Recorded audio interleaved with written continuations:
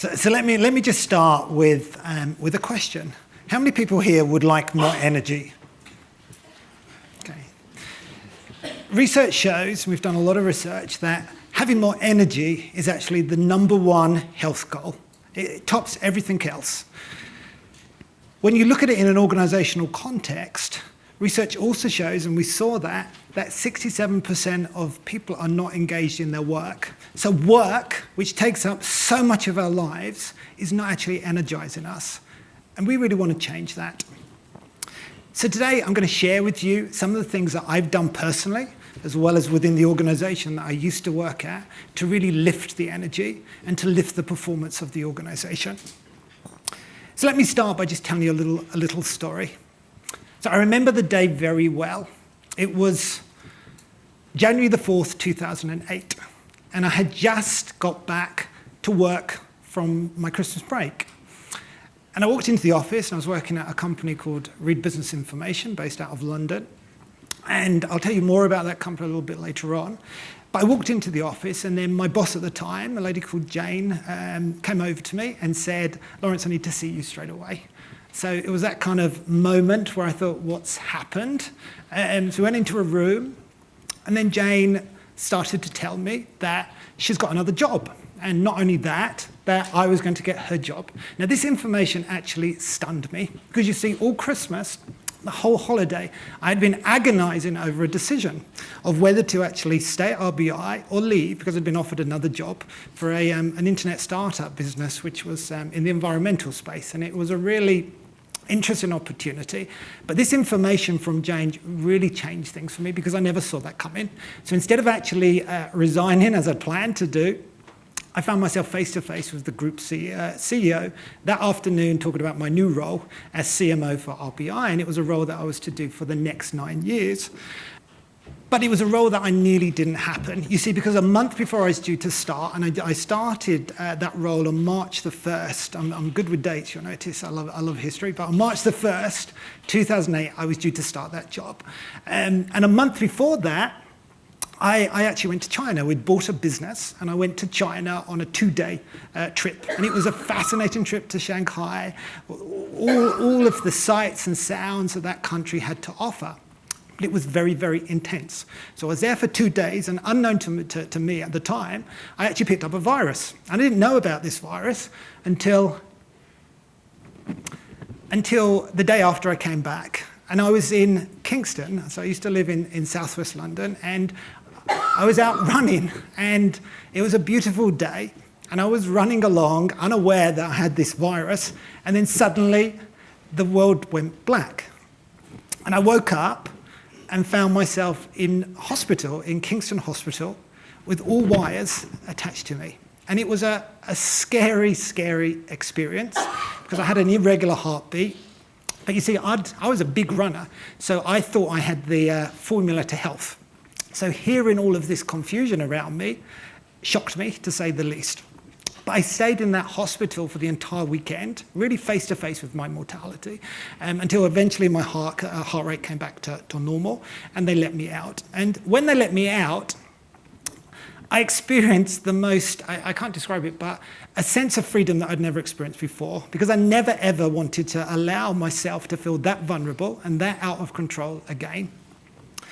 So I did what every super controlling person does, and I became super focused on health, particularly diet, because logically I knew that food was part of us, and food was going to either make us healthy or make us not healthy. I didn't have the science, I didn't have the evidence, but intuitively I knew this was the case. So I became a real nutrition geek, and I read lots of different books on nutrition, and those books and that information really influenced my behavior, and I changed. And I changed quite dramatically in a very kind of cold turkey kind of way. So I stopped eating animal protein. I used to eat a lot of chicken, and I started eating plant-based protein. So I became a vegan, and I've been a vegan ever since that time. I used to drink gallons of black coffee, 7 cups a day. We had a Starbucks, and I knew this wasn't the best for my health, but I just didn't want to know. But I stopped drinking the 7 cups and started drinking green tea. I was a big runner, as I said, so having orange juice was my daily drink, a lot of orange juice. But I stopped drinking that and upgraded that to green juice. White bread and pasta, as any marathon runner would know, was a core component of my diet. Stopped that and started having raw bars, a lot of nuts. And I really had to challenge my own thinking because we'd been educated that low fat is good. So suddenly eating lots of nuts really shifted my mindset. Stopped having alcohol, started drinking kombucha before it became a major trend, as it now is. And I used to drink these dreadful, I don't know how I did it, to be honest, but I used to drink these dreadful energy drinks just because it was all about performance. I was running marathons and it was all about, can I go faster in another kind of 10 seconds? It's amazing, you kind of obsess over these things. But I started to drink something called electrolyte lemonade, which is a much better option. So I changed and I shifted, and whatever anybody tells you, change is really hard, even changing something like your diet, because you're changing your habits. And after day 3 of this massive, dramatic change, I found myself in bed with the worst flu I've ever experienced. Terrible. And I felt very, very depressed, if you like. All I wanted to do was go back. But I had a big why. I had a big reason for staying the way I did. I didn't want to be ill. I wanted to live. I had a lot of things to do. So I stuck with it. And on day 5, I started to feel better. Day 6, I started to feel a lot better. And day 7, I started to feel amazing. I had this huge surge of energy. I felt great. And at that point, I knew there was no going back. I had to keep going. But my knowledge, my education, I needed to really become more of a, I need to educate myself in terms of nutrition, which is what I did. And with that extra energy that I had, I was getting up at 5 a.m. I never used to get up that early, and I was going to bed much later. And I was using this extra time to study my passion around health and wellness. And I created a website which has developed into my Raw Energy brand. So I had all of this time and I had kind of two lives really, because by night I was this nutrition geek, training to be a wellness coach and really applying what I was learning. And then by day I was working as Chief Marketing Officer for RBI, which was part of Reed Elsevier, this huge business which was going through massive change. So maybe if I just give you a little bit of context. So RBI started life as a magazine business. So the products were magazines, trained magazines, and we published products. And if you're familiar with the UK market, we published products like Farmers Weekly, Caterer and Hotel Keeper, Computer Weekly, so very industry vertical specific magazines. But by 2014, the business was on its way to becoming a data, software, and analytics business. So quite different, and it was an extremely exciting role, and I loved it, and we were changing everything, buying companies, selling parts of the business, innovating all over the place because we needed to. The business had a burning platform. And by 2014, we were on the path to success, as you can see from the share price, which has continued to grow. But you see, the problem was that whilst this was extremely exciting in terms of change, on the ground, the people around me were very stressed because, as we've heard, there was uncertainty. Uncertainty tends to lead to stress. People didn't know what was going to happen. We sold half the company in about 5 years, so that is incredibly uncertain. And with stress came overwhelm, and in some cases we had burnout. So people were not performing at their best because so much of that energy was focused on what could happen. So I spent a lot of my time as a functional leader, and by this point I was managing something like 200 people, really trying to keep people focused and to reassure people that things would be fine, even though as a leader I didn't know what was going to happen, to be honest, and that's the thing that you learn. You learn to deal with ambiguity and create visions of the future that people like to hear. In January 2014, I remember we had a board meeting. It was the executive leadership team, and we were talking about a topic that many of you here will talk about in your own companies, and it was how to accelerate revenue. And we had a presentation from the HR director at the time, a guy called Graham. And Graham was presenting his people strategy. And we'd never had a people strategy before. And he was talking about, we need to focus on talent, the war of talent. This is really important that we do this. I mean, the way we're going to do this is we're going to focus on improving our recruitment process, improving our learning development, having a strategy around reward and recognition. So they were the topics that he was talking about, and everyone was agreeing that these are good things to talk about. But something he wasn't talking about, because I was sitting there with my wellness lens, he wasn't talking about health. He wasn't talking about the health of the people. And unknown to him, we had all these issues around overwhelm and stress that weren't necessarily apparent to the leadership team at the time. But that conversation and that meeting actually inspired me to start to go on a journey of innovation myself, because I realized at that point that I could start to connect the two parts of my life, because I didn't know how. I had all of this knowledge around health and nutrition, and I had lots of people who were quite stressed and were in need of some of that insight. I went on a journey to create something which became the RBI Living Well program, something which has had a massive impact on the culture and the performance of that business and all of the different components within it. So if I just take you through the 3 steps that I went through to create a wellness program, but it's not just a wellness program, it's a program which really lifted the energy of the individuals, in turn impacted the performance, and also made a huge difference in terms of the perception of the brand. So it had a massive difference on retention and recruitment. So the very, very first step was discovery. I was developing a corporate wellbeing program, although at the time I didn't realize I was doing that. So the very first step was for me to really understand what success looks like. What companies out there are doing corporate well-being or creating wellness cultures in a really good way. So I looked at a lot of the software companies, as you'd imagine. I spoke to Google, who were doing like amazing things with lots of different services available to their employees. I spoke to Apple, I spoke to LinkedIn. I read some fantastic books, and if you want to read a really good book on culture, Delivering Happiness is a fantastic book. I really recommend that one. So I did all of that discovery and had a better idea of what good looks like, what success looks like. And then I went internally to understand what RBI actually were already doing, and I discovered that we were doing a lot. It's just none of it was communicated. So there were lists of things that were available in terms of benefits, but they were hidden on an intranet, and you had to know where the intranet page was to be able to actually get the benefit. So it wasn't particularly communicated very well.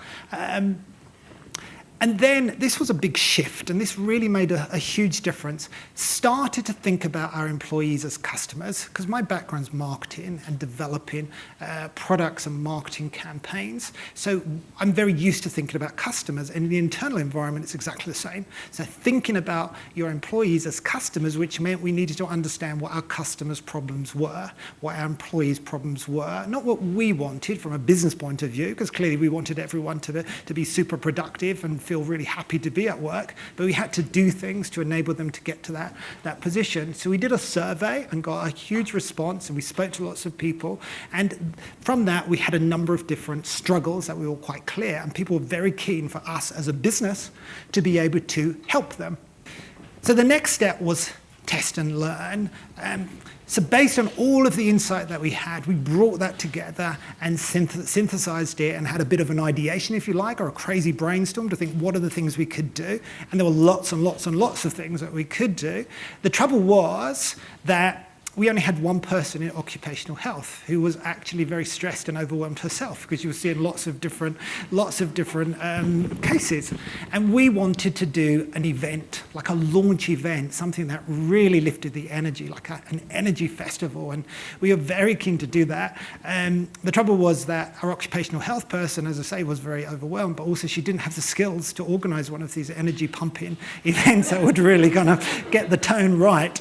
So we had to be resourceful. We had to think within the corridors of RBI. We had lots of skills. Part of our product mix was events. So we had people who could create events. We needed to know how to bring them together to co-create, to collaborate, even though it wasn't their jobs to do that.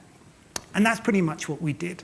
So we managed to create a cross-functional team that had all of the different skills that we needed, as well as alignment in terms of the purpose, what we were trying to do. And we created an energy pump-in event, which was the very first RBI Living Well event, which had a massive difference, and it had a range of different services. So, for example, we did a lot of education. So we brought in speakers that were specialists in topics like sleep, like nutrition, like exercise, lifestyle topics that people didn't necessarily know, and it went extraordinarily well. We connected people together by providing free, healthy food. So it's my kind of core passion, as you can tell. But we wanted to challenge people's perception that eating well meant that you had to give up taste, you had to give up flavor, you had to eat what you don't like. So we provided amazing food from a company called Pod in London, which is a bit like Sumo, I have to say, but not nearly as good. But it had an amazing impact in terms of just bringing people together around food, because what happened is that people started to talk to each other as well, and we wanted to create more ideas for innovation. So one way to do that is to give everybody great food, and they will come and they will talk to each other, and you never know where those conversations will lead. We turned our training rooms into fitness studios, and we provided one-to-one testing. So we had some innovative technology in terms of health tech that came in, and we really wanted to open people's minds to what was actually happening inside them so they could take a data-driven approach to their own health. And as I say, it went extraordinarily well, and the feedback was fantastic in terms of where we were, and we'd launched it now into the environment, and it was a bit like a train that couldn't stop. So we had to keep going and develop it, and over the next 3 years, the third stage of the whole project was around growing and scaling. So we defined the proposition more carefully around the whole person. So we had a philosophy, the RBI Living Well philosophy and framework, which you see here.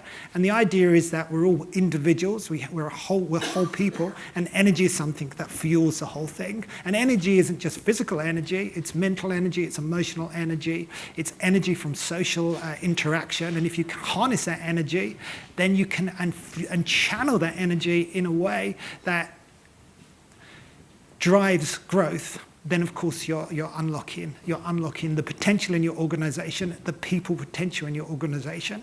Because as I always say, every single innovation, every single marketing campaign, every single deal, there's a person at somewhere in that pipeline. And we often don't realize that. We often think, actually, let's do this. Let's look at these other companies. And the key thing that drove our growth was this real focus on people, to enable people to be themselves, to be authentic, and to bring their energy to the organization, so that the energy that we could develop turned into new creations. So over the next 3 years, the program developed and scaled, because RBI has 50 offices around the world. So challenge one was, how do we did this amazing event in one location, but the 49 other offices were saying, well, what about us? So we created campaigns around social media to try and connect people. Simple things. We did something called the 50 Days of Wellbeing, which was a very much kind of it's an education campaign, low level in terms of low barriers to entry. And we said, just do one thing every day that enhances your well-being. It doesn't have to be massive. It could just be adding a lettuce leaf to your hamburger. It doesn't really matter, but just do something that helps you move forward, because we believe that if you start, then you start to build momentum. You don't need to do what I did. You don't need to go cold turkey and become a vegan and do all these things. That was just my style. Everyone has a different starting point. And then the business embraced the program in a way that I couldn't have imagined, to be honest, when I started. I could never have thought it would have gone the way it did, because it became so much part of the culture. And when I left the business in December 2016, I made sure that there was the right succession plan in place to continue this program, so it could continue. Because I was there for 2 years to make sure it was really embedded in our culture, and it wasn't something that was attached to me. It was in the early days, but as it started to gain momentum, it's continued. And I've continued to consult through 2017, and it has now scaled not only to the 3,000 employees within RBI, but also to the other RELX divisions, which have 1,000 more people. So when you think about impact of what we can do as leaders, in terms of it's not just the people that work with us, and it's not just the impact they'll have on our businesses, but it's their families, it's other people in the communities. And work, as I see it, is really a community of people. And the more we can energize that community, the more we can bring people together. And wellness and health is something that everybody has in common. Because as I always say, everybody wants health. I don't think if I did a poll here, who would like illness? Nobody's going to put their hand up. Everyone wants health. It's just the work and the path and the education that's really out there feels that it has to be really hard to get health, and that isn't the case.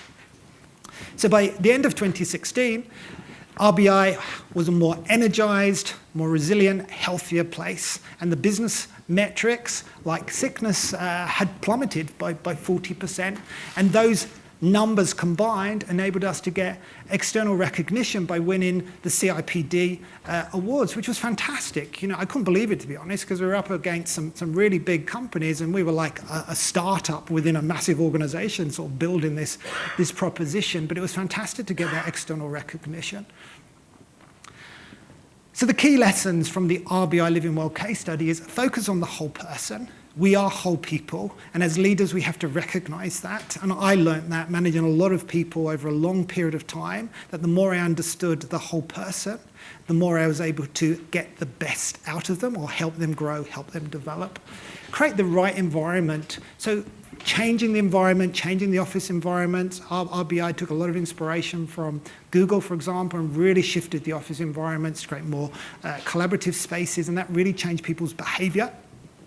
Invest in education, not just around wellness, but really helping people access the right knowledge. It's exactly what we heard from Melanie. There's so much great knowledge out there that could really help people move from a state of confusion to a state of clarity. And we need to set that information free and allow people to make their own decisions, and invest in services that make it easy for people. Everyone's busy these days, busier and busier. So having access to tests, for example, enable people to get information that saves them the time of having to go to the doctor. So we invested in testing. There were a number of people who referred to specialists, and they wouldn't have had that information. They wouldn't have taken that action had they not been there. So my story of RBI ended at the end of 2016, and then I came to Australia around the same time and joined Sumo, really because my mission and Sumo's mission are so very aligned. I mean, Sumo's mission is to make Australia a healthier and happier place, and we're very, very authentic in that goal. Our purpose is fueling greatness, and we spent time last year really trying to understand what that means, because ultimately we have a responsibility. As a brand, we serve 5 million meals per year, and these are really healthy meals that really make a difference, and we listen to our customers a lot to make sure that the food tastes great. So really challenging that perception that healthy food equals compromise. We don't want to do that. And 5 million is where we are now. Our goal is to take that to a much bigger number, because the problem we're trying to solve is accessibility and clarity. Everyone's confused about what to eat.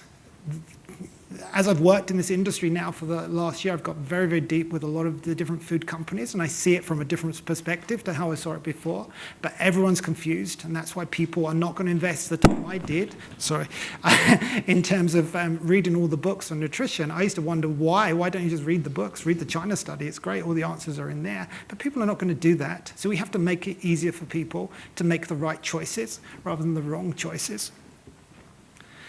So do join our community. We have an app which enables you to access healthy food from a Sumo store. You can click and you can collect. You just download it and you'll get $5 off your next meal. This is a really good time to do this because we've just launched our autumn menu, and we have a new bowl called the Commander Bowl, which is fantastic. So do check that out. I mean, it's delicious, absolutely delicious. And also something else for you on my Raw Energy website. I've created a PDF, a great PDF, which gives you 20 ideas for energizing your workplace. So this is really brought together by all of my experience to give you those tips, give you those insights, and start, where you are. I've written a couple of books on these topics. I wrote these in my spare time because of all of the all of the energy I had. But they're both available on Amazon. The Success Without Stress is really because when I got into corporate well-being as a functional leader, my interest was food and exercise, and that's why I did it. But once I started getting involved in this area, I quickly got involved in the whole world of mental health and stress. And I gained so much great knowledge that I thought, why doesn't everyone know this? And all of the information around stress was very, very HRy. So I wanted to create a very accessible book, which is my Success Without Stress. And that's it. So thank you for your attention.